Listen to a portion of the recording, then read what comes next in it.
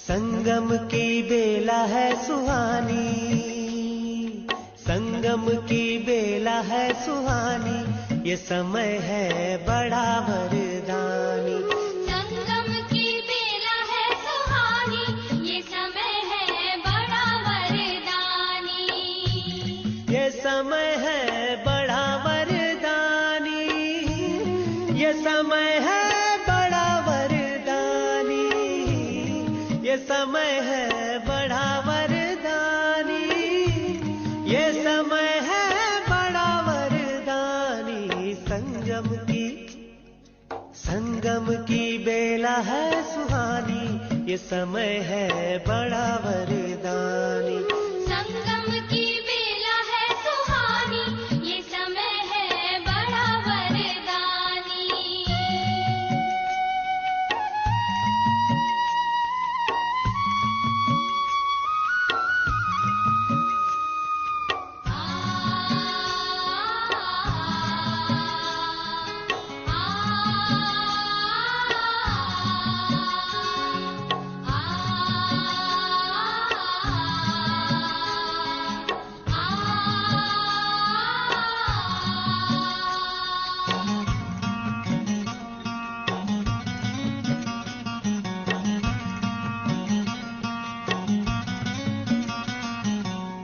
संगम पर ही शिव बाबा है आते, ज्ञान शंख से सबको जगाते। संगम पर ही शिव बाबा है आते, ज्ञान शंख से सबको जगाते। सुनाते हैं मीठी वाणी, सुनाते हैं मीठी वाणी, ये समय है बड़ा वरदानी। संगम की बेला है सुहानी, ये समय है बड़ा वरदानी।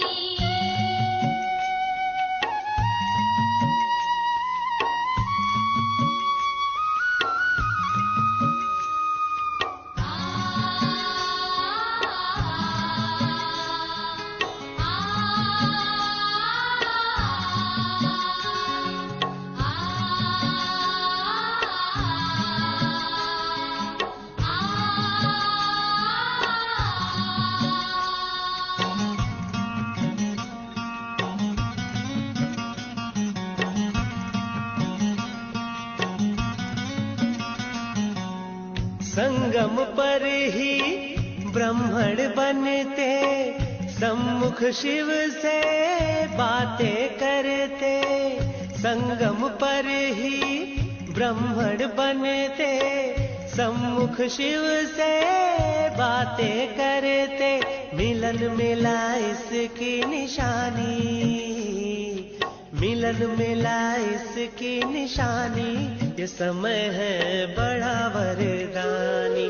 संगम की बेला है सुहानी, ये समय है बड़ा वरदानी।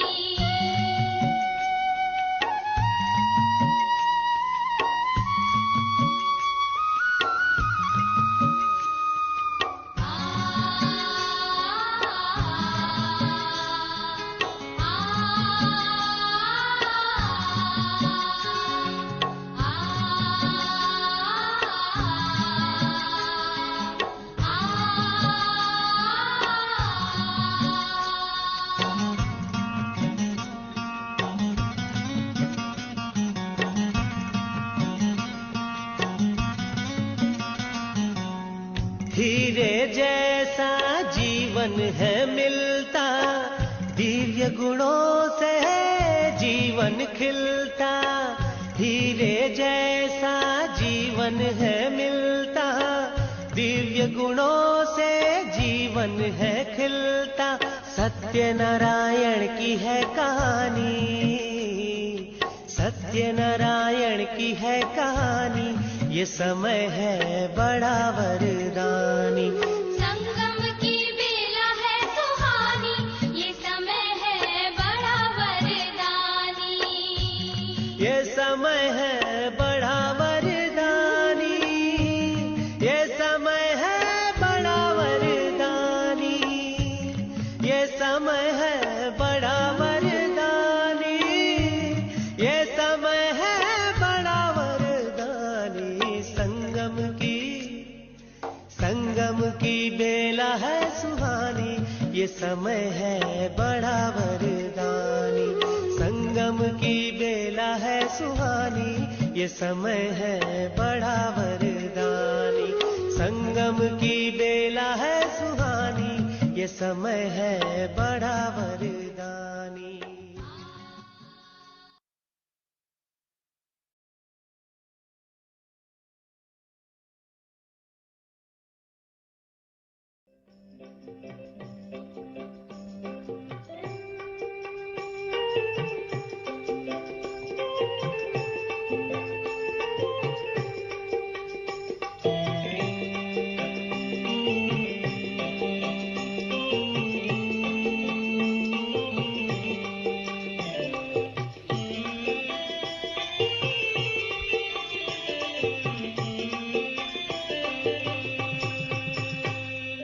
युगों में पुरुषोत्तम योग, संगम है जिसका नाम।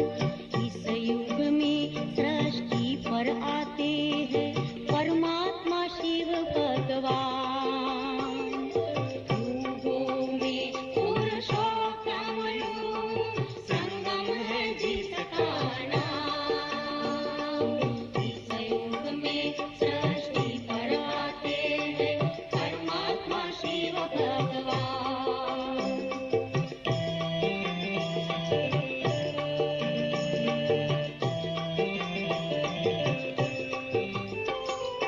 इस युग में सृष्टि का रचता ब्रह्मा तन में आता है।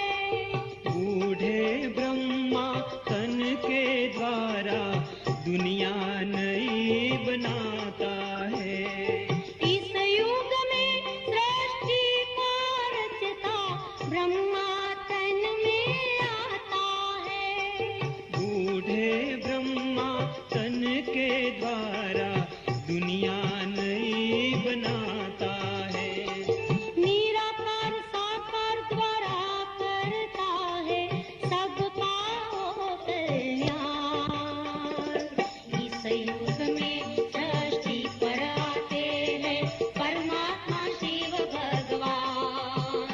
हो मीठे शिव भगवान, प्यारे प्यारे शिव भगवान।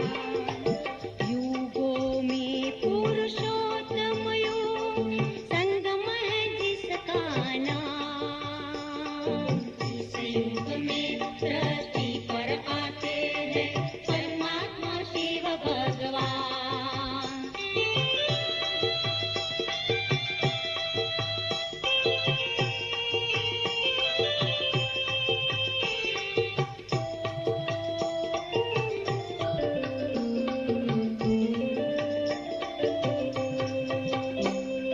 संगम युग आत्मा का परमात्मा से मिलन कराता है। संगम युग आत्मा का परमात्मा से मिलन कराता है। भाग्य विधाता इस युग में, सबका भाग्य बनाता है। भाग्य विधाता इस युग में, सबका भाग्य बनाता है।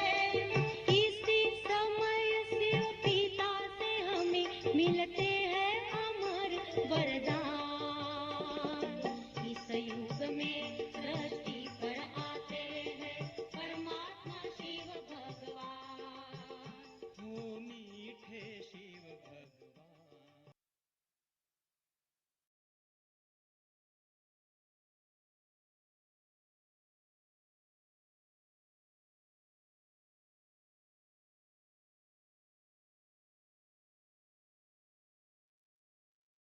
ओम शांति। ओम ओम शांति जी।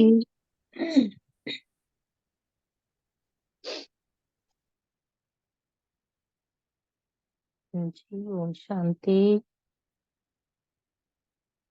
सभी बाबा के पावन बच्चों को और पावन बनाने वालों को बहुत अच्छा वरदान दिया बाबा ने।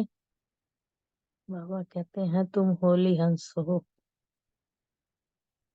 फिर बाबा ने बहुत अच्छा जो बताया है कि समर्थ संकल्पों द्वारा जमा का खाता बढ़ाने वाले होली हंस। बाबा ने कहा कि जैसे हंस कंकड़ और रत्न को अलग कर सकते हैं, ऐसे आप भी होली हंस अर्थात समर्थ और व्यर्थ को परख सकते हो और परखने वाले हो भी। जैसे हंस कभी भी कंकड़ को नहीं चुग सकता, उसका काम ही नहीं है कि वो कंकड़ चुने, लेकिन अलग करके रखने का उसमें हुनर है।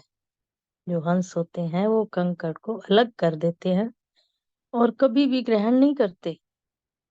कंकड़ मीन बाबा ने हमारे लिए कहा कि व्यर्थ संकल्पों को कभी भी अपने अंदर नहीं ला सकते। जो तुम होली हंस हो कभी भी कोई व्यर्थ संकल्प को धारण नहीं करते।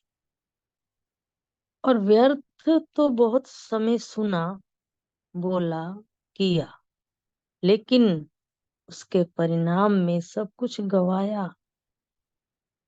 बहुत समय से व्यर्थ जो था हमारे इर्द गिर्द रहा, लेकिन उसका परिणाम क्या निकला?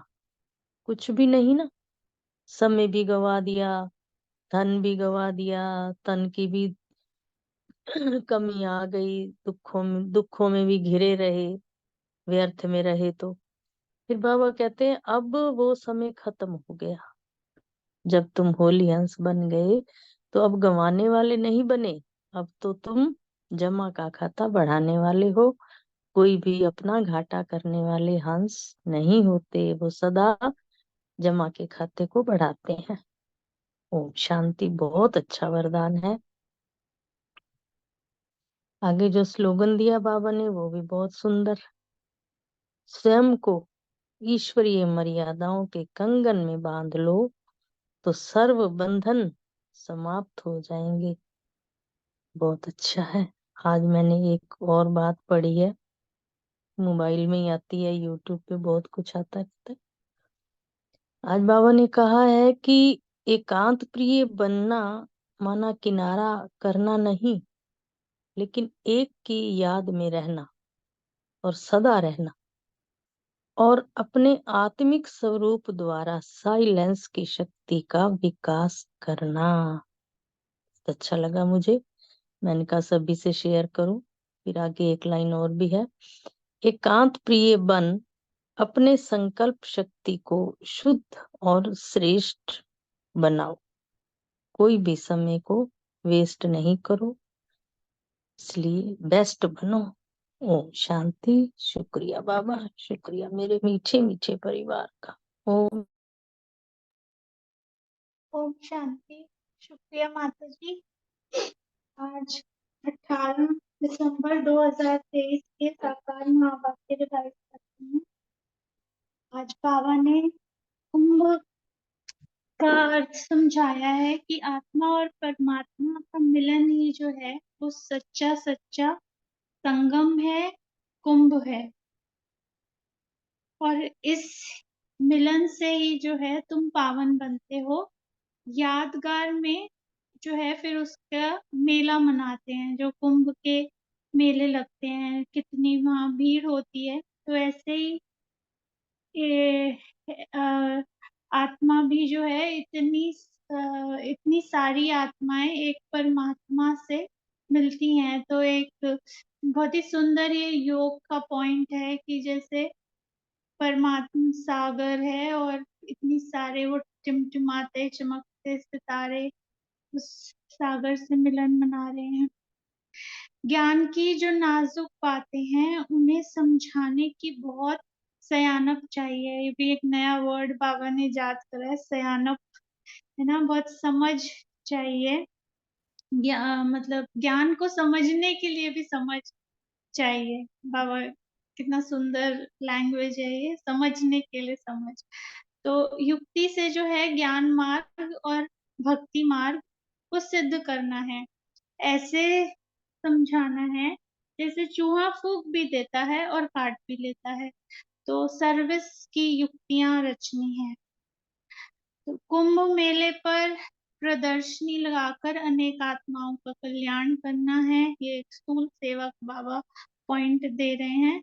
और पतित से पावन होने की युक्ति बतानी है। और सूक्ष्म रूप में जो इससे हमें ग्रास्प करना है पॉइंट से, वो ये है कि भक्ति मार्ग में अगर कोई आत्मा है जो परमात्मा से मिलने के लिए भक्ति कर रही है, तो जब उसको हम आत्मिक स्वरूप में उसके देखें और परमपिता परमात्मा को उसके ऊपर जो है अपनी प्रकाश, अपनी सकाश देते हुए देखें, तो जो है उसे फीलिंग आएगी कि अ, मुझे कुछ प्राप्त हुआ, मैं भगवान से जैसे मुझे मिला। और उसके अंदर कुछ ना कुछ क्वेरी जरूर आएगी और वो कुछ ना कुछ आपसे जरूर पूछेगी। तो फिर युक्ति से उसको समझाना है। इसीलिए बाबा कहता है कि मंदिरों में जाकर सेवा करो। आपकी उपस्थिति सेवा है। जब आप आत्मिक स्वरूप में स्थित होते हो तो आपकी जो वाइब्रेशंस वहां फैलती हैं, तो वो उन आत्माओं को जागृत करती हैं और वो फिर उनकी जो खोज है वो शुरू हो जाती है। फिर वो खुद ही अट्रैक्ट होती हैं ऐसी आत्माओं से और खुद ही आकर भी पूछती हैं। संगम को कुंभ भी कहते हैं। त्रिवेणी का संगम है और उसका नाम रख दिया है कुंभ। तो कहते हैं तीनों नदियां आपस में मिलती हैं, वास्तव में है दो नदियां और तीसरी नदी को गुप्त कह देते हैं। यह तो सब ब्लाइंड फेथ है। अब अंधों को लाठी चाहिए। और बाबा ने लाठी भी कई तरह की बताई है, कोई 2 रुपए की तो कोई 100 रुपए की। मतलब हर कोई जो है ज्ञान को अपनी रीति से उठाता है और अपनी रीति से उसको इंटरप्रेट करता है। हर किसी का अपना तरीका है। जैसे कोई की दृष्टि भी मिल जाती है तो आत्मा अपने स्वरूप में टिक जाती है। और कोई जो है पूरी क्लास भी सुन लेते हैं तो भी अनुभूति नहीं होती है। तो यही है। तो अभी जो लाठी, जो इंस्ट्रूमेंट खुद जो है पॉइंट बना हुआ है, वही औरों को पॉइंट बना भी सकता है, अनुभव भी करा सकता है और दे भी सकता है।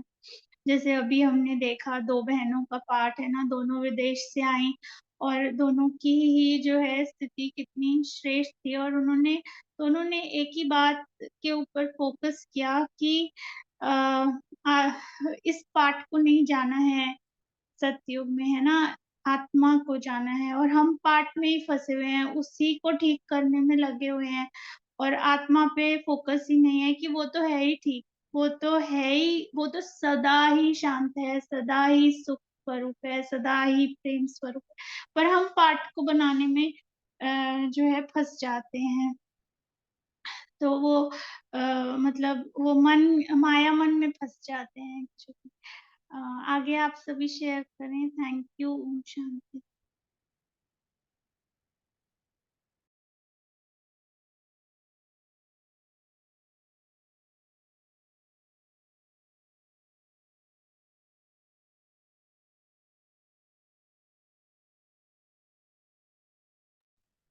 ओम शांति। ज्ञान और भक्ति का जो नाजुक डिफरेंस है और न ज्ञान में जो बाबा ने बताया है ना, भगवान सर्वव्यापी नहीं है और कृष्ण राम ये देवताएं हैं, भगवान नहीं है।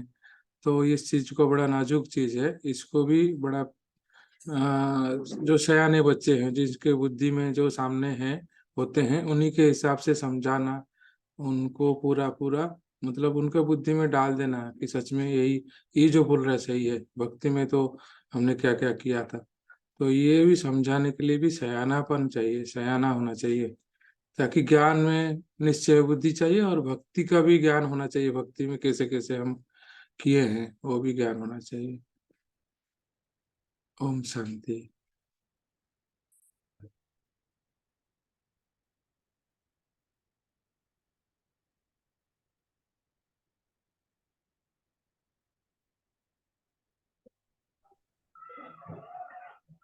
ओम शांति। आज बाबा ने 2 मंदिरों का बताया, एक श्रीनाथ, जगन्नाथपुरी का। एक में तो पक्का खाना बनता है, पक्का भोजन बनता है, और एक में सिर्फ चावल ही बनता है। तो ये फर्क बताया है कि एक गोरा एक काला। तो इस प्रकार बाबा ने बहुत ये समझाने की कोशिश की है कि ड्रामा का राज है ये, तो इसमें अंधश्रद्धा नहीं होनी चाहिए। श्रीनाथ द्वारे में जो भोग लगता है बाहर दुकानों पर भी बिकता है, क्योंकि उनकी कमाई का आधार ही उस पर है। तो बाबा ने कुल मिला के यही समझाने की कोशिश करी है कि भक्ति मार्ग में जो है ये अंधश्रद्धा ज्यादा होती है, लेकिन ज्ञान मार्ग ही सच्चा मार्ग है, जो सदगति मार्ग इसको कहा जाता है।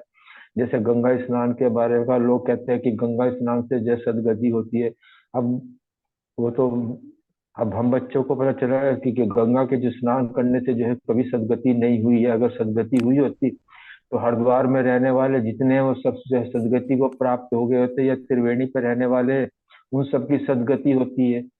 ज्ञान गंगा से स्नान जो करता है अर्थात ज्ञान गंगा को जो जीवन में धारण करता है, सदगति जो है उससे होती है, ये बाबा ने कहा। और इसी चीज को जो है तुम्हें जो है वह कुंभ के मेले में जाकर जो भक्त आत्माएं आती हैं उनको जो है बड़ी युक्ति के साथ समझाना है।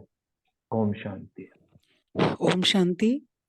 आज बाबा ने कहा कि मनुष्य कुंभ के मेले पर बहुत दान करते हैं, लेकिन वो कमाई कहाँ जाती है? साधु संतों और गवर्नमेंट को। बाबा कहते हैं कि यहाँ तुमको तन मन धन सहित सब कुछ दान करना होता है पतित पावन पाप को। वह फिर तुमको भविष्य में स्वर्ग का मालिक बनाते हैं। वह नाम लेते हैं त्रिवेणी का और दान देते हैं साधु संतों को, लेकिन वास्तव में संगम उसको कहेंगे जहाँ सब नदियां आकर सागर में मिले।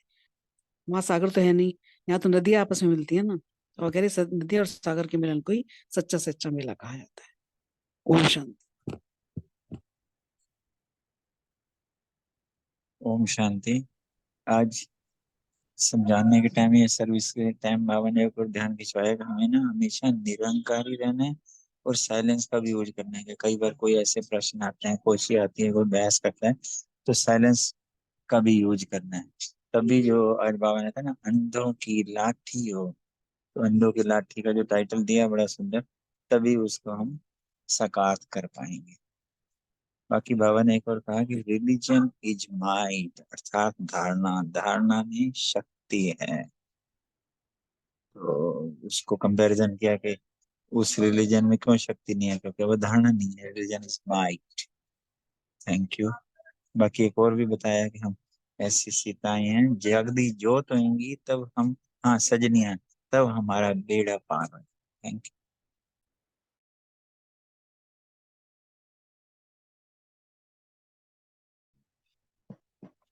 ओम शांति। जो लोग पार्टिसिपेट नहीं लेते उनको सकार मुरली में मजा नहीं आता है या समय का चक्कर है?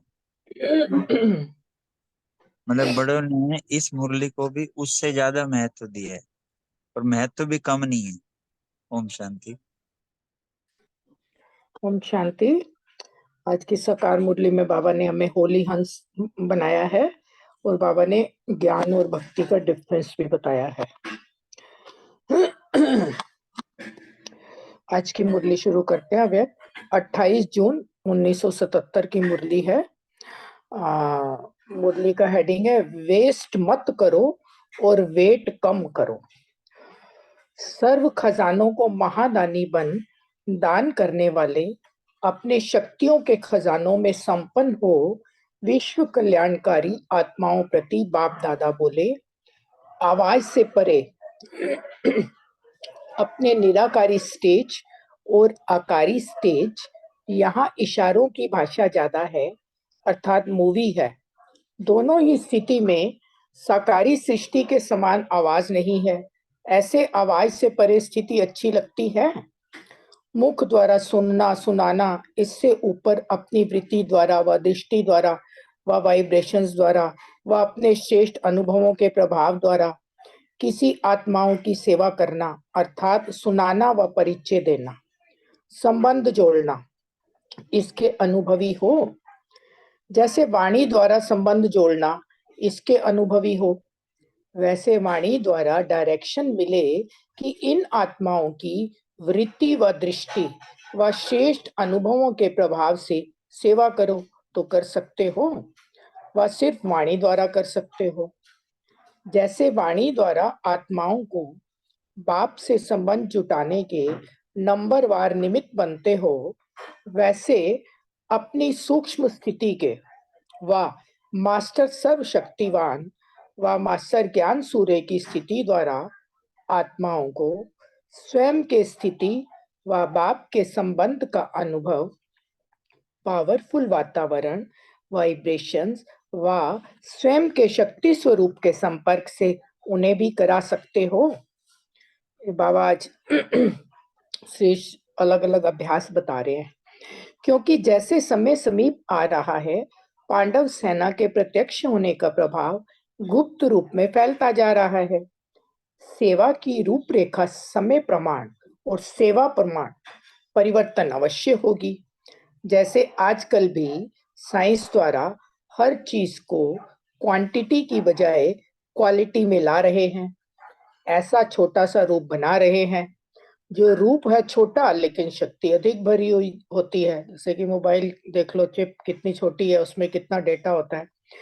जैसे मिठास के विस्तार को सैक्रीन के रूप में लाते हैं, विस्तार को सार में ला रहे हैं, इसी प्रकार पांडव सेना अर्थात साइलेंस की शक्ति वाली श्रेष्ठ आत्माएं भी, जो 1 घंटे के भाषण द्वारा किसको परिचय दे सकते हो, वह 1 सेकंड की पावरफुल दृष्टि द्वारा, पावरफुल स्टेज द्वारा, कल्याण की भावना द्वारा, आत्मिक भाव द्वारा स्मृति दिला सकते हो व अप्रोक्ष साक्षात्कार करा सकते हो।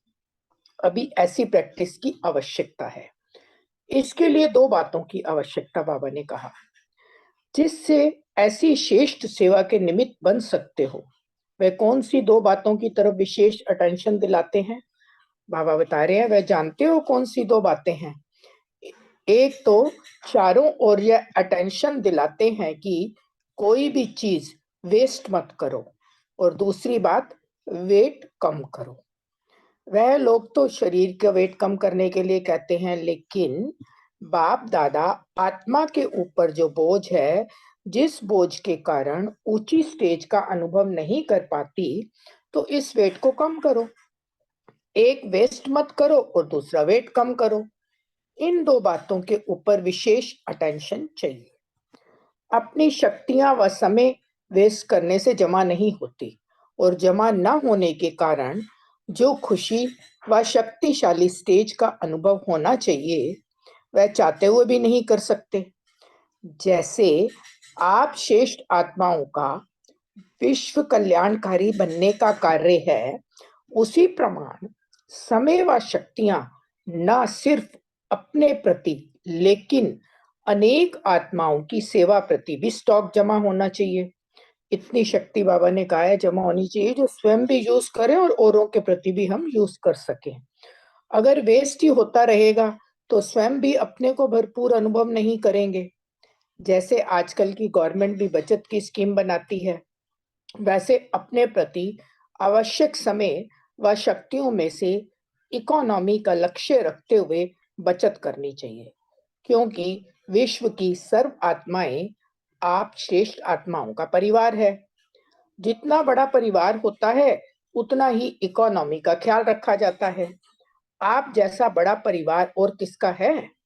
तो सब आत्माओं को सामने रखते हुए स्वयं को बेहद की सेवा अर्थ निमित्त समझते हुए अपने समय और शक्तियों को कार्य में लगाते हो। मास्टर रचता की स्थिति स्मृति में रहती है, वह अपने प्रति ही कमाया और खाया, व कुछ खाया कुछ गवाया, ऐसे अलबेले हो चल रहे हो तो अपने सर्व खजानों की बचत बनाओ। इतनी बड़ी जिम्मेवारी का कार्य उठाने वाली आत्माएं अगर जमा ना होगा तो कार्य कैसे सफल कर सकेंगी? ड्रामा अनुसार होना ही है, यह हुई नॉलेज की बात। लेकिन ड्रामा में मुझे भी निमित्त बन सेवा द्वारा श्रेष्ठ प्राप्ति करनी है। यह लक्ष्य रखते हुए हर खजाने की बजट बनाओ। बजट में लक्ष्य क्या रखना है? स्लोगन बाबा ने याद कराया है कि कम खर्च बाला नशीन। हर खजाने को चेक करो कितना जमा है। उस जमा के खाते से बेहद के आत्माओं की सेवा हो सकती है। हर एक सब्जेक्ट की भी चेकिंग करो कि हर सब्जेक्ट द्वारा बेहद की सेवा के निमित्त बन सकते हैं। वह सिर्फ ज्ञान द्वारा कर सकते हैं, धारणा द्वारा नहीं। जब फुल पास होना है तो फुल सब्जेक्ट द्वारा सेवा के निमित्त बनना आवश्यक है। अगर एक भी सब्जेक्ट में कमी है तो फुल पास नहीं, लेकिन पास होंगे सिर्फ। तो फुल पास होने के लिए बाबा ने कहा एक है पास विद ऑनर और दूसरी स्टेज है पास होना। जो सिर्फ पास होते हैं, पास विद ऑनर नहीं, तो उन्हों को पास विद ऑनर के अंतर में धर्मराज की सजाओं से पास होना पड़ता है। अर्थात थोड़ा बहुत भी सजाओं का अनुभव में पास करेंगे। पास विद ऑनर औरों को पास करते हुए देखेंगे। इसीलिए हर सब्जेक्ट में फुल पास होना है। हर खजाने की बजट करो और बजट बनाओ, अर्थात वेस्ट मत करो। हर सेकंड संकल्प या स्वयं के प्रति शक्तिशाली बनाने अर्थ व सर्व आत्माओं की सेवा अर्थ कार्य में लगाओ। दूसरा बाबा ने कहा वेट कम करो। बाबा कह रहे हैं कि एक तो पिछले जन्मों का रहा हुआ हिसाब किताब का बोझ समाप्त करने में लगे हो, लेकिन वह बोझ कोई बड़ी बात नहीं है। ब्राह्मण बनकर व ब्रह्मा कुमारी कहलाकर विश्व कल्याणकारी व विश्व सेवाधारी कहलाकर फिर भी अगर ऐसा कोई विकल्प व विकर्म करते हैं तो वह बोझ उस बोझ से 100 गुना है।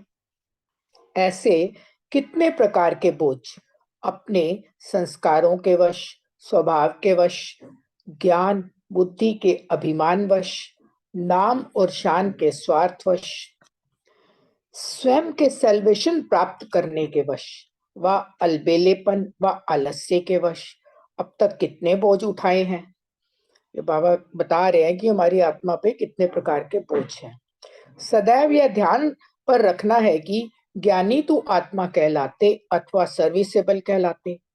ऐसा कोई कर्म व वातावरण फैलाने के वाइब्रेशंस उत्पन्न होने के निमित्त ना बने जिससे सर्विस की बजाय डिससर्विस हो।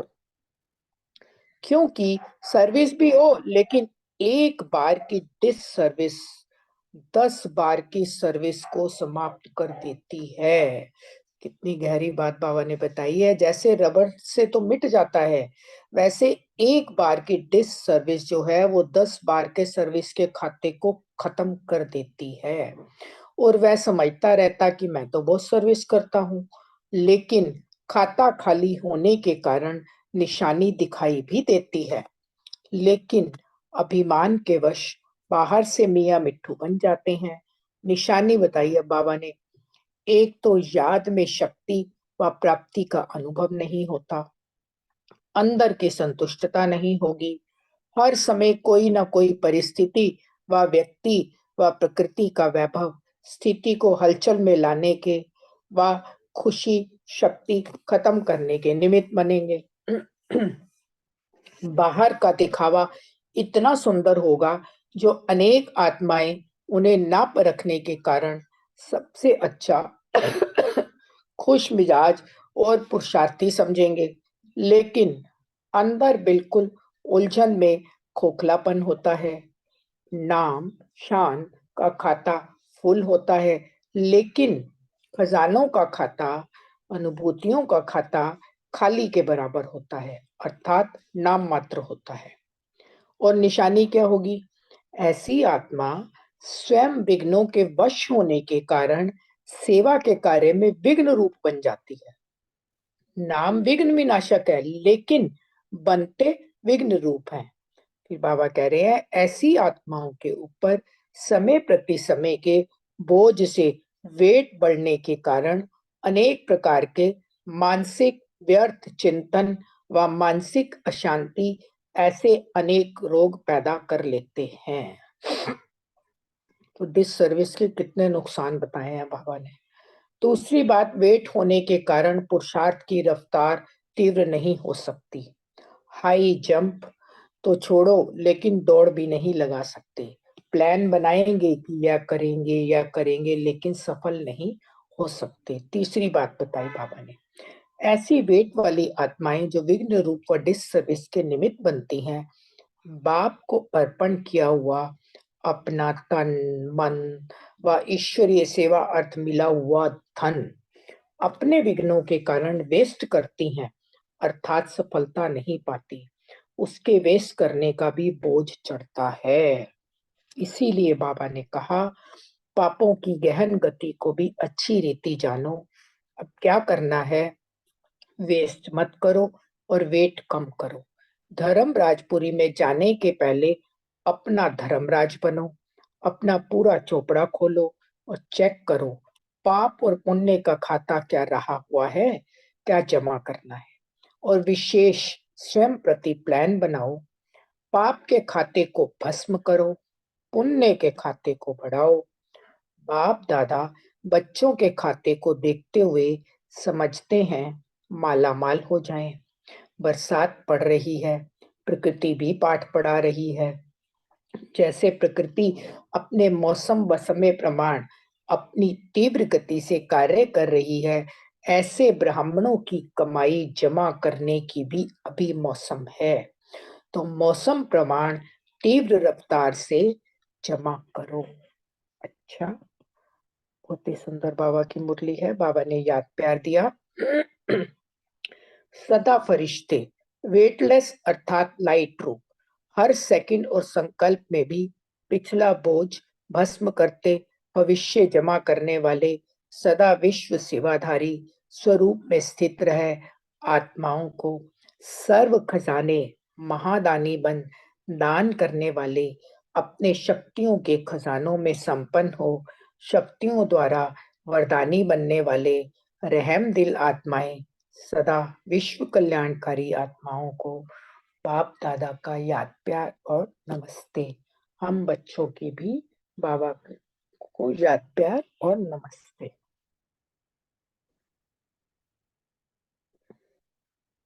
पार्टियों से स्वचिंतन और शुभ चिंतक दोनों स्टेज रहती है। जब शुभ चिंतक होता है तो व्यर्थ समाप्त हो जाता, व्यर्थ का रहता है अर्थात शुभ चिंतक का अनुभव कम है। जैसे अगर एक बार बढ़िया चीज का टेस्ट कर लिया तो घटिया चीज स्वीकार करने का संकल्प भी नहीं आएगा, वैसे शुभ चिंतन में रहने वाला व्यर्थ चिंतन कर नहीं सकता। चिंतन चलाना अर्थात उसका स्वरूप बन जाना। जैसे सागर के अंदर रहने वाले जीव जंतु सागर में समाये हुए होते, बाहर नहीं निकलना चाहते। मछली भी पानी के अंदर रहती, बाहर आई तो खत्म। सागर व पानी ही उसका संसार है। इतना बड़ा बाहर का संसार उसके लिए कुछ भी नहीं। ऐसे ज्ञान सागर बाप में समाये हुए इन्हों का संसार भी बाप अर्थात सागर होता है। जो शुभ चिंतन में रहते हैं उनके लिए बाबा ने बताया। ऐसे अनुभव करते हो वह बाहर चक्कर लगाने की को भी दिल होती है। जब तक यह अनुभव नहीं किया स्वरूप में समाने का, तब तक जो ब्राह्मण जीवन का गायन है, अति इंद्रिय सुख के झूले में झूलने का, हर्षित होने का, वह नहीं हो सकता। ऐसे अनुभवी ही इस ब्राह्मण जीवन के सुख के महत्व को जानते हैं। ब्राह्मणों को चोटी कहते हैं। यह चोटी अर्थात ऊंची स्टेज है। अगर यहाँ तक नहीं पहुंचे तो विजय का झंडा कैसे लहराएंगे? ऊंची चोटी पर जाकर झंडा लहराएंगे तो विजयी कहा जाएगा। वर्तमान समय का पुरुषार्थ क्या है? सुनना सुनाना चलता रहता, अभी अनुभवी बनना है। अनुभवी का प्रभाव प्रत्यक्ष होता, वही बात अनुभवी सुनावे और वही बात सुनी हुई सुनावे तो अंतर पड़ गया ना।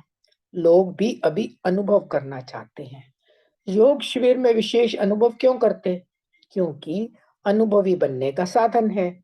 सुनाने के साथ अनुभव कराया जाता है, इससे रिजल्ट अच्छी मिलती है। जब आत्माएं अनुभव चाहती हैं तो आप भी अनुभवी बनकर अनुभव कराओ। अनुभव कैसे हो, उसके लिए कौन सा साधन अपनाना है?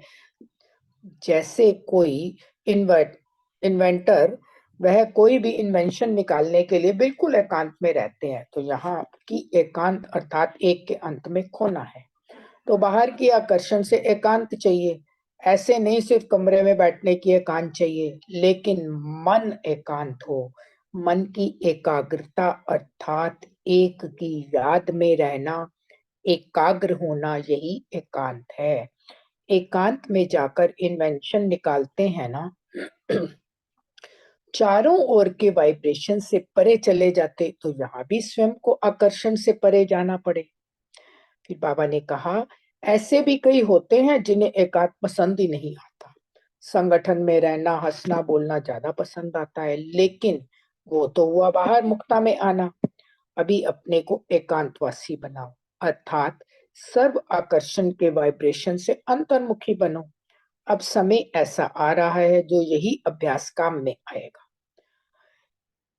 अगर बाहर के आकर्षण के वशीभूत होने का यह अभ्यास होगा तो समय पर धोखा दे देगा। सरकमस्टांसेस ऐसे आएंगे जो इस अभ्यास के सिवाय और कोई आधार ही नहीं दिखाई देगा। एकांतवासी अर्थात अनुभवी मूर्त, दिल्ली वाले सेवा के आदि के निमित्त बने हैं, तो इस विशेषता में भी निमित्त बनो, तो इस स्थिति के अनुभव को दूसरे भी कॉपी करेंगे। यह सबसे बड़े ते बड़ी सेवा है। संगठित रूप में और इंडिविजुअल रूप में, दोनों ही रूप से ऐसे अभ्यास का वातावरण फैलाओ। ओम शांति। एकांतवासी अर्थात अनुभवी मूर्त बनना है, अंतर्मुखी बनना है। शांति। बहुत ही सुंदर मुरली है बाबा की, बहुत सी मीठी मीठी शिक्षाएं भी दी है और सावधानियां भी बाबा ने दी है मुरली में। फिर बाबा को याद करते हैं, फिर क्वेश्चन आंसर लेंगे।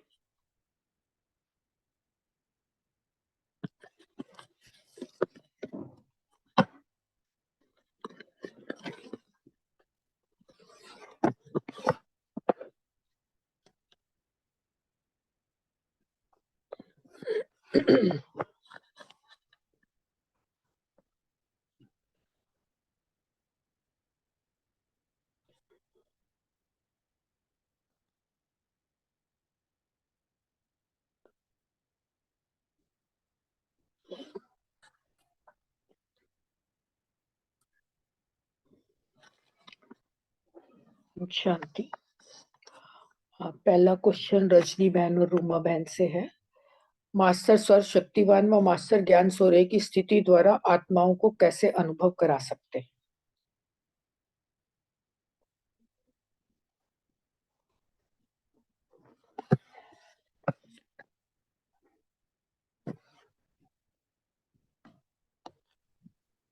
ओम शांति।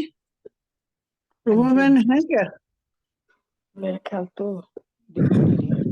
हाँ तो जी, सही पर अभी हाँ जी, हाँ बोलिए बोलिए आप। हाँ जी। ओम शांति। थैंक यू अनीता बहन, बहुत सुंदर। इसको सिंपल वर्ड में समझें तो जो हमारी दीदियों दादियों ने सेवा की, मीन जब चाहे देश की चाहे विदेश की जो सेवाएं शुरू करी दादियों ने, तो जब वो निकली मधुबन से तो किसी को ना तो उन्हें दुनिया का कुछ पता था और ना दुनिया को पता था कि क्या है ब्रह्मा कुमारी, है ना, कौन है शिव बाबा, कौन है आत्मा। आत्मा का जो भी शास्त्रों के अकॉर्डिंग जो भी ज्ञान था वो पता था, वो भी सिर्फ भारत में। विदेशों में तो मतलब जो डबल विदेशी है उनको तो वो भी नहीं पता था, है ना। तो कैसे की उन्होंने सेवा, है ना, अपनी दृष्टि से, अपनी वृत्ति से जो है उन्होंने वायुमंडल बनाया। जैसे बाबा बोलते हैं आपकी उपस्थिति, तो जहाँ भी वो गई, है ना, तो उन्होंने पहले उस स्थान को अपनी उसका वायुमंडल बनाया जिसने आत्माओं को अट्रैक्ट किया। विदेश सेवा में तो हम कहते हैं अव्यक्त पाठ भी रहा, हमने सुना ब्रह्मा बाबा का अव्यक्त पाठ रहा, पर एडेड टू दैट दादियों की जो स्थिति रही, जो दादियों ने जो वायुमंडल बनाया, दादी जानकी ने या सिस्टर जयंती ने, और अभी भी जैसे जैसे नए सेंटर्स जो खुलते जा रहे हैं बाहर भी या यहाँ भी, और कितनी तेजी से जो है वृद्धि हो रही है। तो यही है कि जब आत्मा अपने स्वमान में स्थित होती है कि मैं सर्वशक्तिवान की संतान हूँ, मेरे पास सारी शक्तियां हैं, मैं मास्टर सर्वशक्तिवान हूँ, मुझे वर्षे में मिली हैं उससे, है ना। और जैसे सूरज की किरणें वो एक जगह पे है लेकिन उसकी किरणें पूरी धरती को जगमगा देती है ना। और इवन चांद भी चमक उठता है, उसकी किरणें जब उस पर जिस तरफ भी पड़ रही होती हैं वहां उधर वो भी जगमगा उठता है। तो ऐसे ही मैं ज्ञान सूर्य की संतान, मैं मास्टर ज्ञान सूर्य, और मेरी जो ये किरणें जो वाइब्रेशंस जिसको भी छू रही है, तो उसकी जो है आत्मा जागृत हो रही है, वो उसको अनुभव कर रहा है, वो अपने आप को अपनी इस ड्रामा से अलग महसूस कर रहा है। तो फिर उस वो किरणें उसको एक जैसे मैग्नेट का काम करके उसको आप ही वो खींच के ले आती है। फिर वो स्क्रिप्ट भी अपना मतलब उसका भी पार्ट होता है, और सॉरी जो है ये सेवा हो जाती है। तो यही है कि स्वयं की स्थिति व बाप के संबंध का फिर उसको अनुभव कराना होता है, और उसमें ये बहुत ध्यान देना है कि भले सेवा मैं कर रही हूँ पर करा कौन रहा है, और मुझे अपनी अनुभूति उसको नहीं करानी है, मुझे उसको किससे कनेक्ट करना है, बाबा से कनेक्ट करना है। तो जहाँ इतना प्योर संकल्प होता है तो आने वाली आत्मा को भी एकदम जो है टचिंग होती है। और वाणी से परे की जो सेवा है, जो अनुभूति है, जो मनसा सेवा है, तो बाबा ने हमेशा ही सबसे श्रेष्ठ बताई है। Thank you. ओम शांति। बहुत सुंदर, बहुत अच्छे से बताया आपने। यहाँ सिर्फ मैं ये ऐड ऑन करना चाहती हूँ कि मुझे याद आ रहा था कि भक्ति काल में ना जब मैं भजन गाती थी ना, तो उसमें मैं डूब के गाती थी। मेरे को खुद को आनंद, पहले मैं मतलब एक गाना नहीं होता था कि गाना मैंने नहीं, उसको मैं जब गाती थी ना तो बिल्कुल उससे कनेक्ट होके गाती थी। मुझे अंदर से पहले वो फील आता था, मुझे अंदर से वो प्यार, वो स्नेह, वो अपना उसके साथ प्यार, परमपिता परमात्मा के साथ। तो वो जब मैं फील करके बोलती थी ना, वो दिल से एक वाली बात होती थी। तो जब मैं वो बोल के करती थी तो साथ में जो बैठे होते थे सत्संग में, वो कहते थे आज बहुत आनंद आया, बहुत अच्छा लगा, आपने सुनाया। मतलब वो भी मस्ती में हो रहे होते थे वैसे उनको भी। तो यानी कि मेरे साथ, यानी मैंने अगर जो पिया प्याला उसका प्रेम का, तो वो जब छलकता है ना तो वो लोगों को अपने आप मिल जाता है। मेरा पहले भरा हुआ हो, पूरा छलक जाए, मेरा खाली है या आधा है, तो वो फिर दूसरों को प्यास नहीं बुझा पाता। ऐसे ही बाबा ने हिंट दिया आज कि एकाग्रता, एकांत, सिर्फ मैं और मेरा बाबा, जब ये स्थिति में बैठते हैं ना, तो चाहे तुम कहीं भी बैठ जाओ, चाहे वो घर की भी बैठे हैं वो वाइब्रेशन घर की हो जाती है, चाहे क्लास में भी बैठे हैं भले ही हम, भले ट्रेन में बैठे हैं, भले कहीं भी बैठे हैं, आप अगर एक उसके साथ जुड़ के बैठे हो, भले जो भी हो रहा हो, तो वो साथ में वाइब्रेशन, इतनी वायुमंडल इतना स्ट्रांग हो जाता है ना कि वो इफेक्ट करता है। तब सामने वाला अनुभव कर पाता है, क्योंकि हम अनुभव कर लेते हैं तो वो अनुभव जो है, जैसे दादियां वगैरह सारा भी सारा बता दिया उन्होंने, वो उन्होंने पहले से किया हुआ था। उनकी प्रेजेंस ही जो थी वो अनुभव करा देती थी। अगर हम कमरे के अंदर कोई, अब सर्दियां हैं, अगर हमने हीटर रख दिया है तो उसको टच करना या को कहना कि हाँ जी हीटर हीटर मुझे गर्मी दे, नहीं, वो लग गया तो अपने आप सबको वो फील, वो सब तपिश मिलने लगती है। तो ये एक हमारे अंदर बाबा ने आज, जैसे आप कह रहे हो कि वो अनुभव कराना है, शब्द से तो कर लिया हमने, मगर अब ये जो होता है वो एकांतवास में, एकांत में मतलब ये नहीं है कि हम बिल्कुल चुप हो जाएं, सिर्फ बाबा के साथ, बाबा से बात, बाबा को निहारना, बाबा से बात करना, बाबा के संग चलना, बाबा से हर चीज बाबा के साथ।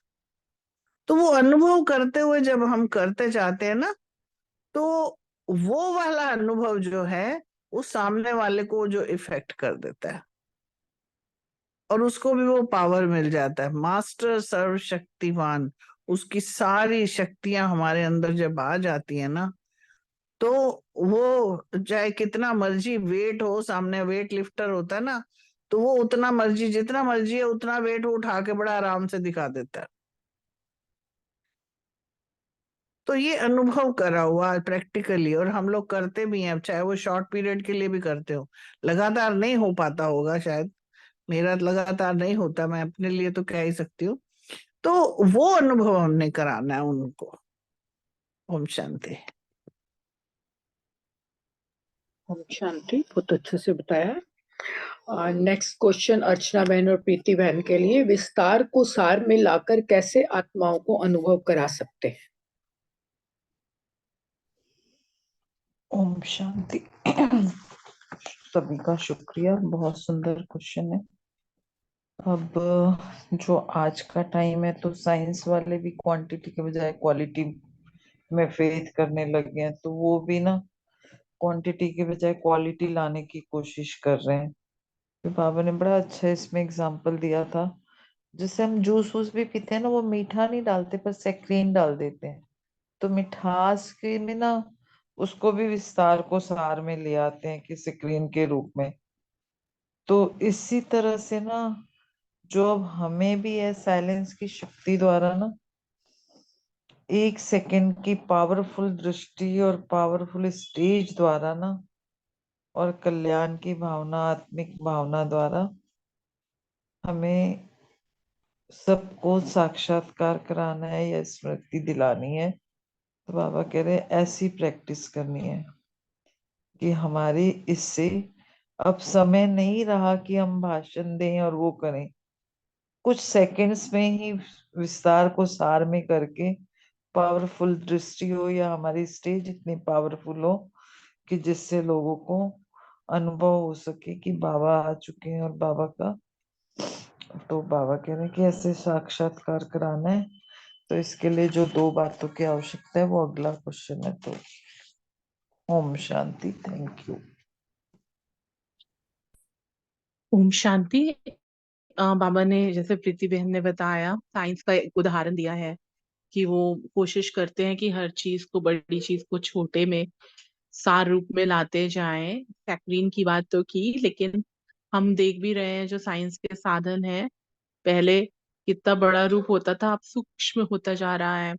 कंप्यूटर्स ले लीजिए, माइक्रोचिप्स आ गए, सैटेलाइट वो विजन हो गया, कम्युनिकेशन फास्ट हो गया, हर चीज छोटा है ना, पोर्टेबल, सब कुछ आपके जैसे फिंगर टिप्स पे है। तो ये चीज बाबा कहते हैं साइलेंस से ही साइंस निकली है। तो साइलेंस की शक्ति से हम सारे विस्तार को सार में कैसे लाएं, 1 घंटे के भाषण को भी हम 2 मिनट में सार रूप में आत्मिक भाव से जब किसी को सुनाते हैं, कोट्स भी कराते हैं, तो वो उसको तीर लग जाता है। तो वो हमारा उसमें योग की पावर जब साइलेंस की जमा होती है, तभी वो दूसरी आत्मा के ऊपर वो असर डालता है। तो जितनी जितनी हम स्वयं अनुभूति करते जाते हैं, उतना उतना हम सार युक्त होते जाते हैं, आत्मिक स्थिति में स्थित होते जाते हैं।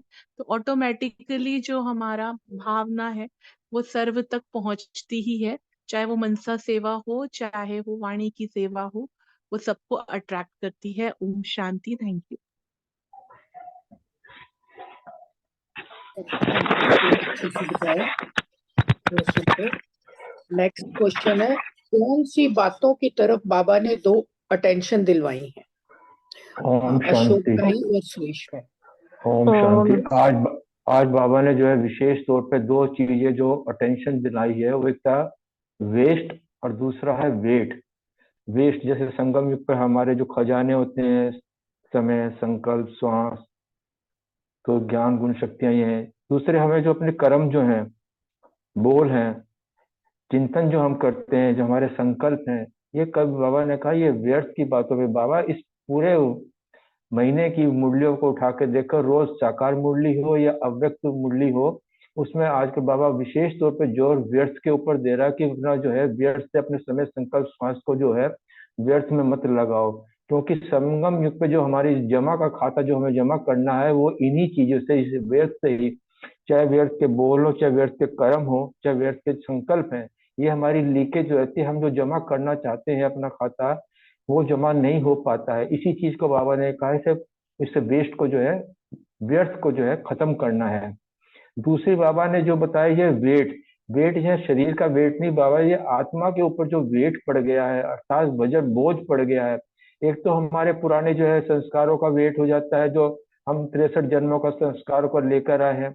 दूसरे उसके अलावा भी इस समय भी हम जो है अपने जो, जैसे बाबा ने बताया ना कि स्वभाववश, ज्ञानवश, बुद्धिवश जो है, नाम मान शान के वश जो है, ये अननेसेसरी के जो अलबेलेपन के कारण जो है बोझ उठाकर चल रहे हैं, इससे हमारी आत्मा हल्की नहीं हो पाती है। और बोझ के कारण हम पुरुषार्थ करके हल्का भी होना चाहे तो नहीं हो पाते हैं, क्योंकि वेट पड़ गया है। तो आत्मा के ऊपर से वेट पड़ना करने के मतलब जो है, हम जो शक्तिशाली स्टेज का जो अनुभव होना चाहिए, वो चाहते हुए भी नहीं हो पाते। क्योंकि बाबा ने जैसे हमें विश्व कल्याणकारी का जो है टाइटल दिया है, हमें उसके निमित्त बनाया है, तो समय प्रमाण जो है हम अब शक्तियों को जो है, अब ना तो अपने समय अपने प्रति यूज कर पा रहे हैं, जब हम अपने ही प्रति यूज नहीं हो पा रहा है कि जो अन्य आत्मा के लिए भी वो हम यूज करें, तो ये वेस्ट में चला जाता है। तो इसीलिए ना तो खुद अनुभव कर पा रहे हैं, ना दूसरों को अनुभव कर पा रहे हैं। बाबा जो है दूरंदेशी है, उसको पता है कि समय प्रमाण जो है अंतिम समय चल रहा है और काम ज्यादा करना है मेरे बच्चों को। तो बार बार बाबा यही चीज समझा रहा है कि बच्चे अब इन व्यर्थ को छोड़ो, अपना जो है खाता जमा करो, अपने आप भी अनुभव करो, अपने आप को भी हल्का करो इस व्यर्थ के संकल्प से, व्यर्थ के बोल से। अपना जितना समय हो अंतर्मुखता में रहकर अपनी जो है इन शक्तियों को जो समेटो, और इसको जो है जितना जितना अपने प्रति भी यूज करोगे, तभी अन्य आत्माओं के प्रति भी यूज कर पाओगे। क्योंकि तुम्हारा बच्चे जब अब जो समय आ गया है, तुमको जो है अपने संकल्प से भी जो है बहुत बहुत सेवा करनी पड़ेगी। ओम शांति। ओम शांति। सब कुछ बता दिया भाई जी ने। मेन बात तो अब ये है कि बाबा ने कहा है वेस्ट नहीं करना, किस चीज को वेस्ट नहीं करना, अपने संकल्पों को वेस्ट नहीं करना, अपनी शक्तियों को वेस्ट नहीं गंवाना। मेन बात तो यही कही है बाबा ने। फिर दूसरा बाबा ने ये कहा कि वेट को कम करना है, शरीर का वेट नहीं कह रहे। जो योगा वाले होते हैं वो तो शरीर का वेट कम करने को कहते हैं, लेकिन बाबा कहते हैं जो व्यर्थ संकल्पों का बोझ तुम्हारी आत्मा पर है, उसको कम करना है। मेन बात यही है, बाकी तो देखो जितना मर्जी। तो बाबा कहते हैं विशेष दो बातें यही हैं जिनके ऊपर हम बच्चों को अटेंशन देना है, और अटेंशन देते भी हैं। तो बाबा ने यही कहा मेन। और फिर बाबा ने ये कहा ऊंची स्टेज तभी होती है जब बोझ हल्का हो जाता है। अगर बोझ से दबे रहेंगे तो स्टेज ऊंची नहीं बन पाएगी।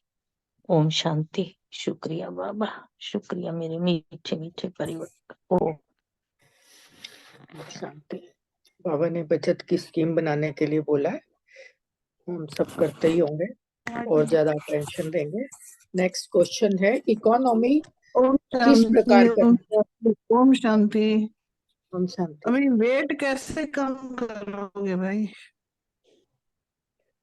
बाबा ने बताया ना नीचे, आत्मा पे जो बोझ है, कितने सारे बोझ बताए बाबा ने। आत्मा ने अपने पुराने संस्कार के तो हम वो वेट लेकर स्वभाव आते हैं। संस्कार। अब इस अभी भी जो है अपने स्वभाव से बार बार बना के, मेरे संस्कार ही ऐसे, मेरा आदत ही ऐसी, अभी भी नहीं हो अपने रहे ना, स्वभाव नहीं हो रहे, फिर क्या बस करें? यही तो, बस अपने अब चेक एंड ओम चेंज। शांति। लास्ट में डिस्कस करेंगे, अभी पूरा सेशन चलने दो। चलो ठीक है, वेरी इंपॉर्टेंट चीज है, करेंगे। ठीक है। ओम शांति। हाँ जी, रितु बहन और हाँ मीतू जी, बहन के लिए क्वेश्चन है। हाँ जी। ओम शांति। इकोनॉमी की बात पूछी है क्वेश्चन में। तो बाबा कह रहे हैं जैसे हम श्रेष्ठ आत्माएं विश्व कल्याणकारी बनने का कार्य है हमारा, तो उसी परमाणु समय व शक्तियां सिर्फ अपने प्रति, लेकिन अनेक आत्माओं की सेवा के प्रति स्टॉक जमा करना है। तभी तो हम दूसरों को दे पाएंगे जब हमारे पास जमा होगा। अगर वेस्ट होता रहेगा तो स्वयं भी अपने में भरपूर नहीं करेंगे, अनुभव नहीं करेंगे। तो बाबा ने उदाहरण दिया कि जैसे आजकल की गवर्नमेंट बचत की स्कीम बनाती है, तो वैसे अपने प्रति आवश्यक समय व शक्तियों में से एक का नामी का लक्ष्य रखते हुए बचत करनी चाहिए। यानी कि हमारा समय कहाँ गुजर रहा है, हम पर चिंतन में तो नहीं जा रहे हैं, कहीं बुद्धि कहीं और तो नहीं भटक रही है। तो हमें अपने समय को बचाना है ना, और शक्तियों को भी, कि शक्तियां वेस्ट तो नहीं जा रही है, किसी और काम में तो नहीं जा रही है। इसकी इकोनॉमी करनी है, इसकी हमें बचत करने का लक्ष्य रखना है। क्योंकि विश्व की सर्वात्माएं जो है, हम श्रेष्ठ आत्माओं का परिवार है बाबा। तो जितना बड़ा परिवार होता है ना, उतनी इकोनॉमी का ख्याल रखा जाता है। देखिए बजट में चलते हैं ना सब। तो बाबा कह रहे हैं तो जैसे आप जैसे बड़े परिवार वो किसी का नहीं है, और अपने समय और शक्तियों को कार्य में लगाते हो। पूछ रहे हैं बाबा हमसे, मास्टर रचता की स्थिति स्मृति में रहती है, तो वह अपने प्रति कमाया और खाया। अगर हम अपने लिए करा और खाया और फिर कुछ खाया कुछ गंवाया, तो ये तो एलबेले होकर चल रहे हैं ना हमें। तो ऐसे अपने सर्व खजानों का बजट बनाओ। इतनी बड़ी जिम्मेवारी का कार्य उठाने वाली आत्माएं, अगर जमा ना होगा तो कार्य कैसे सफल करेंगे? अगर हमारे अंदर ये शक्तियां नहीं होगी, हम अपने समय को वेस्ट करेंगे शक्तियों को, तो हम फिर कैसे अपने भाई बहनों का भी कैसे वो करेंगे सेवा? तो इसलिए हमें इकोनॉमी करनी है, अपने समय को और शक्तियों की बचत करनी है। ओम शांति। ओम शांति। थैंक यू आप सभी का। वैसे तो रितु बहन ने काफी क्लियर कर दिया। और इसमें इकोनॉमी के लिए बाबा ने स्थूल खजाने के नहीं, आज वैसे बाबा ने सूक्ष्म खजानों की बात की है, और जैसे गवर्नमेंट का एग्जाम्पल दिए, सेविंग स्कीम के बारे में बताया।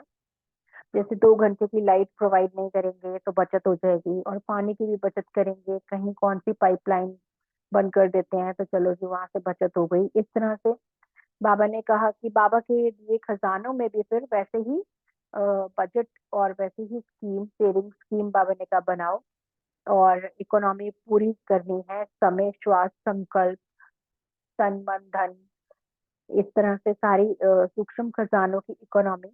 जैसे बाबा ने मास्टर क्रिएटर का और क्रिएटर का एग्जाम्पल दिया। क्रिएटर तो बाबा है, ये सुप्रीम पेरेंट है, तो वो सुप्रीम पेरेंट है, तो हम भी मास्टर क्रिएटर यानी मास्टर रचयिता हो गए, और बेहद का वर्ल्ड जो है वो हमारी फैमिली हो गई। तो अनलिमिटेड फैमिली के हम पेरेंट भी हो गए ना। तो खुद ही अपनी शक्तियों की को अपने ही प्रति यूज करते रहेंगे, तो बेहद की फैमिली को शक्तियों के खजाने का अनुभव कैसे करा सकेंगे? क्योंकि हमारे पास बाबा ने रिसोर्सेस भी दिए हैं और हमारे पास सोर्स भी दिया है उसको यूज करने का। और जो हमारी बेहद की फैमिली है, जिनको हम अज्ञानी भी बोलते हैं, तो उनके पास ये दोनों ही चीजें नहीं है, ना तो रिसोर्सेज है ना ही कोई सोर्स है उसको यूज करने का। तो वो हमें ही उन्हें प्रोवाइड कराना है। वो मास्टर पूर्वज बन के जब हम बैठेंगे, तो बीज रूप बन के जब हम बैठते हैं, तो हम उनको प्रोवाइड करा सकते हैं। इस तरह से बाबा ने हमें एग्जाम्पल देते हुए समझाया है। बाकी इसकी डेफिनेशन जो है बहुत ही गुह्य है। साधनों के तौर पे हम देखें तो बाबा ने ये भी बताया है कि साधनों को भी खुले दिल से यूज करो, क्योंकि बड़े बाप के बच्चे हो, ना तो छोटी दिल करो, न छोटी बातों में घबराओ। ये डायमंड हॉल के बाहर ये स्लोगन मैंने बहुत साल पहले, जब मैं नई नई ज्ञान में चली थी, ये मैंने अपने दिमाग में अच्छी तरह से बिठा लिए इस स्लोगन को, कि बड़े बाप के बच्चे हो, ना तो छोटी दिल करो, न छोटी बात में घबराओ। और ये चीज मैंने सूक्ष्म में भी इम्प्लीमेंट करके देखी है और स्थूल साधनों वाइज भी मैंने इम्प्लीमेंट करके देखी है और बहुत यूजफुल है ये। हम कहीं ना कहीं छोटे दिल कर लेते हैं साधनों को यूज करने में भी, और चाहे वो सूक्ष्म रूप से हो चाहे वो स्थूल रूप से हो, वो नहीं करनी चाहिए, जहां तक मैंने सीखा है बाबा से। बाकी इसकी बहुत गहराई है। ओम शांति। ओम शांति। बहुत अच्छा। बाबा ने कम खर्च पाला मशीन का स्लोगन भी इसमें बताया था। नेक्स्ट क्वेश्चन है, पास विद ऑनर बनने के लिए क्या करना है? बलविंदर बहन और विनीता बहन।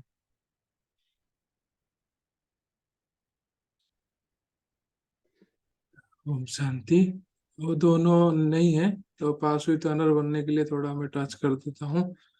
पास विद ऑनर बनने के लिए बाबा ने इसमें बोला है कि हर सब्जेक्ट में पास होना है। तो हर सब्जेक्ट, जो हमारा 4 सब्जेक्ट है, तुम चारों सब्जेक्ट में फुल होंगे तो पास विद ऑनर होंगे, नहीं तो पास होंगे खाली। बाकी अपने क्वेश्चन के ऊपर आते हैं, जो बाबा ने बताया कि डिस सर्विस।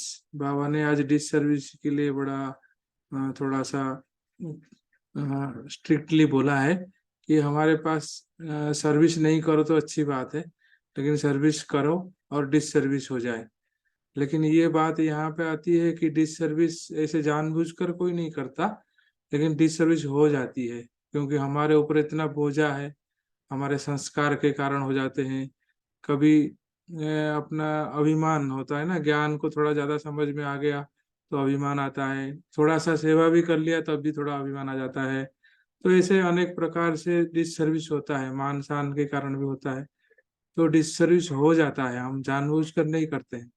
लेकिन बाबा ने बोला ये डिस सर्विस करने से 1 का 100 गुना जो पाप होता है ना, ये बोझा ब्राह्मण बनने के बाद जो क्रिएट हुआ है, इसको चुक्त करने में बहुत टाइम लगता है। और ये बहुत हमारा जो मेन पुरुषार्थ है उसको बहुत नीचे ले आता है। जो बाबा ने इसलिए बताया इसमें कि एक बार डिस सर्विस किया तो मान लो 10 बार का सर्विस बेकार हो गया मेरा। मीन्स बेकार क्या हो गया, वो तो ब्राह्मण जीवन में फिर वो सर्विस आपको मिलने का चांस बहुत कम मिलता है, क्योंकि एक बार डिस सर्विस किया तो कोई देगा नहीं, सर्विस मिलेगा नहीं। सर्विस मिलेगा तो भी खुद का कॉन्फिडेंस लो रहेगा तो कर नहीं पाएंगे, तो इसलिए खाता खाली रह जाएगा। तो भले मैं मियाँ मिट्ठू बनकर सोचूं मैं बहुत अच्छा सर्विस करता हूँ, मैं नंबर 1 सेवादारी हूँ, लेकिन वो हो नहीं पाता उसमें। भले अपने आप को आगे मतलब झूठ मूठ का मियाँ मिट्ठू मतलब जो नहीं हूँ और दिखाने की कोशिश करता हूँ। तो ये है बाबा ने बोला इसमें कि हमारे पास बाहर वाले कोई देखेंगे ना, बोलेंगे ये तो इससे बड़ा सेवादारी तो कोई नहीं है, इससे बड़ा पुरुषार्थ तो कोई नहीं, लेकिन अंदर उस खाली रहेगा। भले नाम मान खाता फुल रहेगा, लेकिन वो अंदर से खाली रहेगा। कौन सा खाता? बाबा ने 2 विशेष बताया इसमें, अनुभूतियों का खाता और खजानों का खाता। तो इसीलिए वो अमृत वेले में बैठेंगे तो उनको अनुभव नहीं होगा। विघ्न विनाश करने जाएंगे लेकिन विघ्न रूप बन के आ जाएंगे, तो हमारा संस्कार इसमें बोझ बन जाएगा। तो वो डिस सर्विस के कारण हमारा ऊपर उड़ नहीं पाएंगे हम। ओम शांति। बाकी रूमी बहन कुछ ऐड करेंगे। ओम शांति। बहुत अच्छा क्लियर किया भाई जी ने। आज बाबा ने यही समझाया कि हमारे जो पास्ट विकर्म है वो तो हम ज्ञान योग से चुक तो कर लेते हैं, लेकिन अगर हम ब्राह्मण बच्चे बनने के बाद अगर हम कोई भी विकर्म करते हैं या ईश्वर की मर्यादाओं की हम अवज्ञा करते हैं या बाबा की दी हुई श्रीमत को हम धारणाओं को हम फॉलो नहीं करते हैं, या जैसे नाम मान शान की वजह से अभिमान में आने के कारण हम डिसर्विस करते हैं, तो ये कई गुना होकर हमारे सामने आती है। बाबा यही बता रहे थे कि एक बार की हमारी डिसर्विस 10 बार की सर्विस को समाप्त कर देती है। तो ये बोझ इतना भारी हो जाता है डिसर्विस का बोझ कि वो हमारा ये बोझा इतना भारी हो जाता है कि सॉरी, ये हमारा योग भी नहीं लगने देता ढंग से। हमें बार बार मेहनत करनी पड़ती है कि हम बाबा के साथ अपना योग लगा पाए, लेकिन बोझा भारी होने के कारण हम योग नहीं कर पाते। और साथ में ही हम फरिश्ता बन के, क्योंकि हम भारी हैं, बोझा उठाया हुआ है, तो हम फरिश्ता बन के हम उड़ भी नहीं सकते। आप सबका बहुत बहुत शुक्रिया। ओम शांति। बहुत सुंदर, बहुत अच्छे से बताया। नेक्स्ट क्वेश्चन विजय भाई और सुमन बहन के लिए। पापों की गहन गति को जानकर क्या पुरुषार्थ करना है?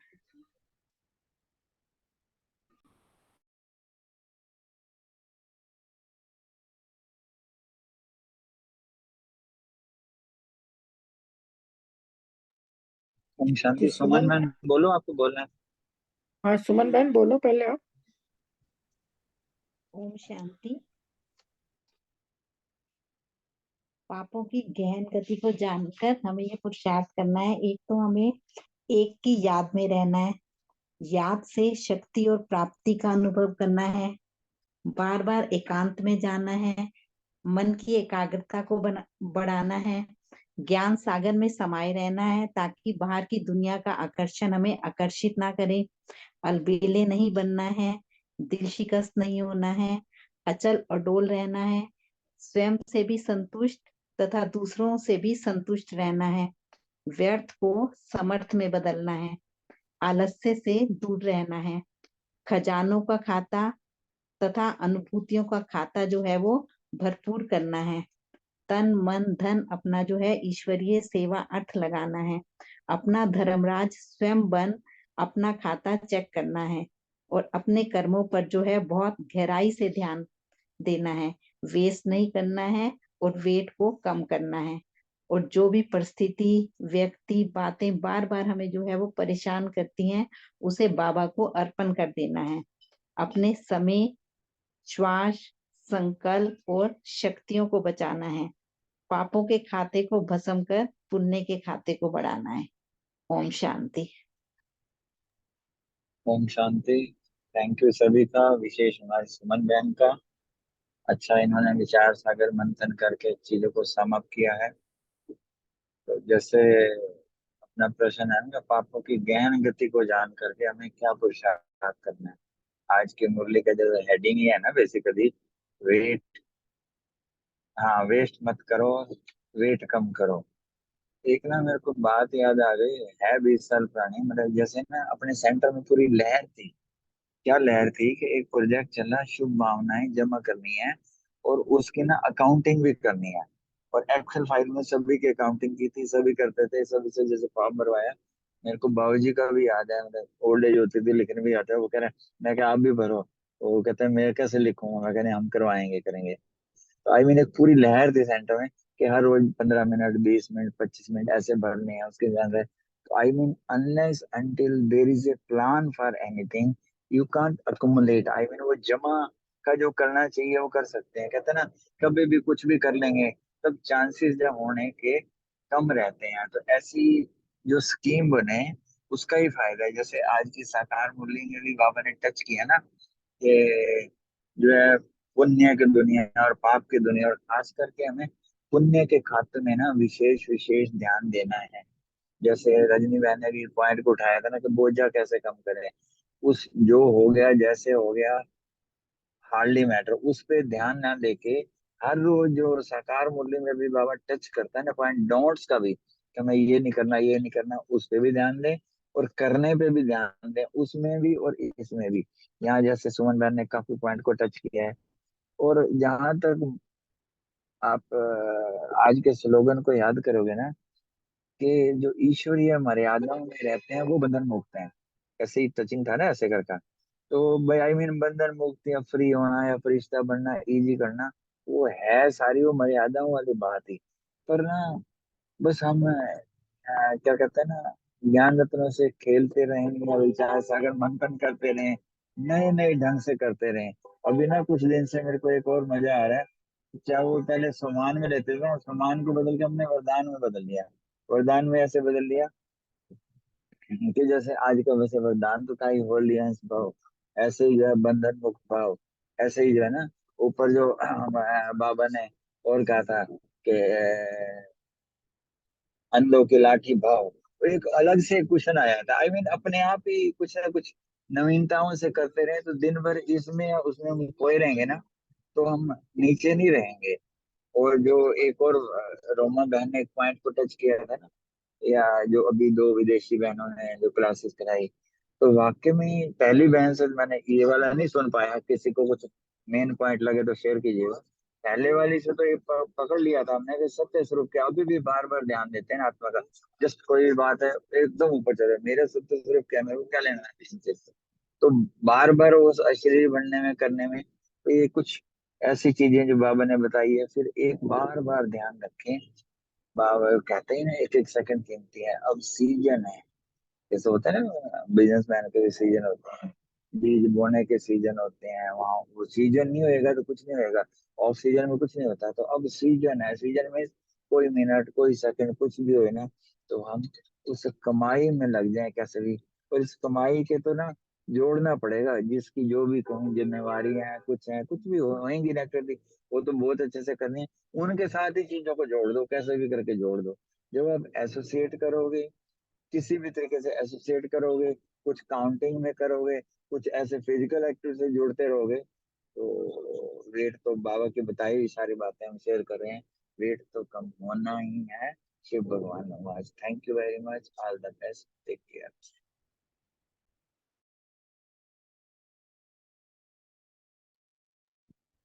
ओम शांति। रजनी बहन, जैसे सपोज मुझे नहीं पता आप किस कॉन्टेक्स्ट में पूछ रहे हैं, या तो आप खोल के पूछे, नहीं तो मैं आपको एक एग्जांपल शेयर करना चाहूंगी। आप उनकी बात को जर्नल लो, इस वेट वाली बात तो उससे शेयर करो आप, कोई बात जैसे कि सपोज पाठ में है कि गुस्सा बहुत आता है ना, और सिचुएशन आती है तो हो जाता है, और पता है आत्मा को पता है कि भाई आत्मा शांत स्वरूप है, लेकिन फिर भी वो जो है फॉल टू प्रे कि सिचुएशन आई तो आ गया गुस्सा। तो अब देखना ये है कि गुस्सा कर कौन रहा है, क्या आत्मा गुस्सा कर रही है? नहीं, वो तो है ही शांत स्वरूप। बाबा रोज कह रहे हैं, ओम शांति कर रहा है वो है ना, कि मैं आत्मा, मेरा स्वधर्म है शांति। अब गुस्सा जो है वो ड्रामा है, वो स्क्रिप्ट है, वो जैसे अगर मैं रूमा हूँ तो मेरे पार्ट जो है उसमें सपोज मेरे बच्चे ने कुछ गलत करा है तो उसमें गुस्सा है, और मैंने उसको गलती करने के लिए गुस्सा कर दिया कि भाई ऐसे आपको नहीं करना चाहिए था, मेरे हाव भाव वैसे हो गए, थोड़ा मैंने रोब दिखा दिया या आंख दिखा दी उसको। तो उस समय आत्मा को क्या करना, क्या वो पश्चाताप करना है कि ओहो बाबा ने तो हम किया था और मैंने तो गुस्सा कर दिया। अब ये गुस्सा किया किसने? ड्रामा ने। आत्मा क्या है, वो टाइमलेस है, वो in the moment of now है, अभी, है ना। तो आत्म जागृति मेरी अभी हुई है, और अभी मुझे पता है कि मेरा स्वधर्म जो है वो शांत। तो जब वो पार्ट में गुस्सा कर भी रहे ना, अगर आत्मा अपने आप को उससे अलग कर ले और बाबा के साथ, जैसे भाई जी ने बोला, परम धाम। परम धाम क्या है? एक स्थिति है शांति की, वहां पे क्या है? सिर्फ शांति। तो जब आत्मा अपने स्वधर्म में टिक के उस पाठ को भी साक्षी होके देखे ना कि ये पाठ गुस्सा कर, तो जैसे टीचर जब एग्जाम हो रहा होता है, इन्विजिलेटर बच्चे को पता है कि चीटिंग नहीं करनी है ना, ये तो सब बच्चों को पता है, लेकिन बच्चा चीटिंग कर रहा है, पर एकदम इन्विजिलेटर की नजर पड़ गई उस पर, उसने देख लिया, तो उसी टाइम बच्चा अलर्ट हो जाता है और वो अपना समेट लेता है नजरों को, और अपना पेन उठा के लिखने लग जाता है, चाहे उसको पता भी ना हो कुछ भी, मतलब लिख गाना ही लिखे भले कुछ भी लिखे, है ना, कि टीचर को ये ना लगे कि भाई मैं चीट कर रहा हूँ। तो ऐसे ही आत्मा जब मन को साक्षी होकर देखती है कि अच्छा ये गुस्सा कर रहा है, कि पाठ में गुस्सा कर रहा है, मैं नहीं कर रही हूँ, मेरा स्वधर्म शांति। तो वो मन भी धीरे धीरे धीरे वो जो उसका वो है वो संस्कार वो उसको छोड़ देता। और एक स्टेज आती है जब वो पार्ट भी जो उन्हें आत्मा की जो शांति है वो रिफ्लेक्ट। ओम शांति।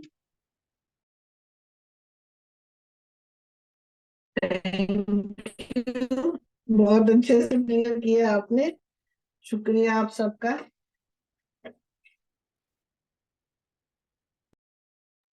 दो मिनट कल की क्लास में कोई ऐसा कोई 2-4 लाइनों में कोई शेयर करना चाहे, कुछ ऐसी बात हुई हो?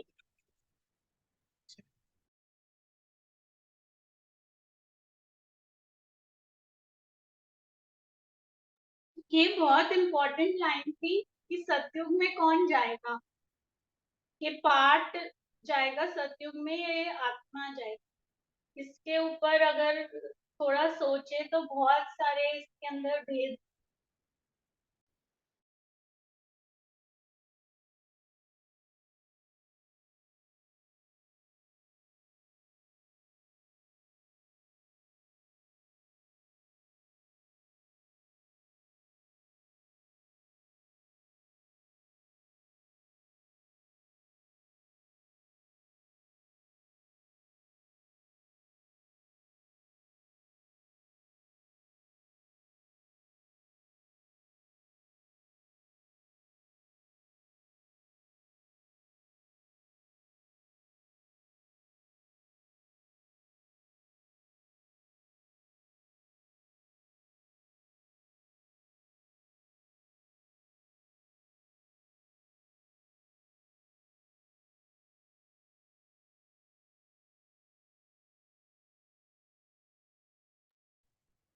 ओम शांति। अब बाबा को याद करके एंड करेंगे।